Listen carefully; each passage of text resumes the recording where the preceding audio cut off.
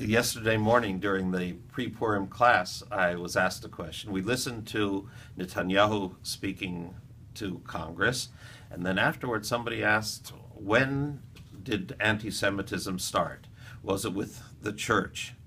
So I said, no, according to the Medrash, it started at the time of the giving of the Torah.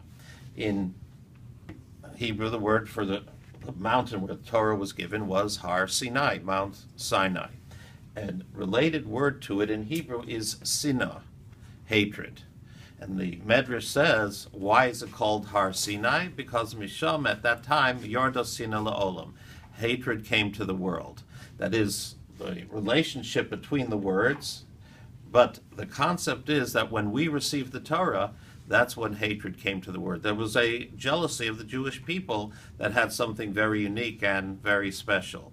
And as long as we keep the Torah, and we are different, yes, it's a fact. It exists because people don't like those who are different. At times there was anti-Semitism that came about from economic reasons. There were those times that it was xenophobia. There were those times in which there was an official position. If we are the new religion, how can that old cursed religion still exist?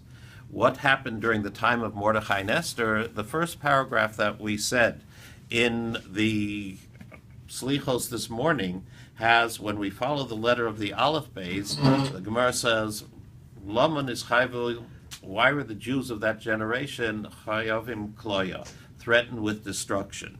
So the verses that give us the explanation said that what took place over there was that Achashverosh went and put on the garments of the Kohen Gadol, of the high priest.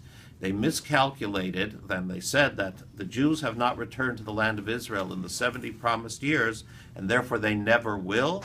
And he took the garments of the Kohen Gadol, he took out the vessels of the temple, and he used them in the party.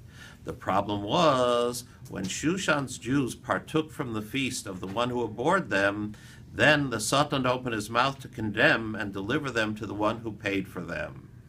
That is, what happened was that we, Nanume Sudasan, they had pleasure from the Suda. They had the pleasure from the meal. And as is pointed out, even if they were forced to eat there, and they would have to have eaten there, because otherwise their life would have been threatened had they not participated in Achashverosh's party, there's a famous statement by the Chafetz Chaim that when Jews were drafted into the Russian army, and they were there like forever, and he was asked the question, and he wrote a book as a guide for Jews who were in the Russian army what to do. So his answer was, if you're forced to eat the meat because you're going to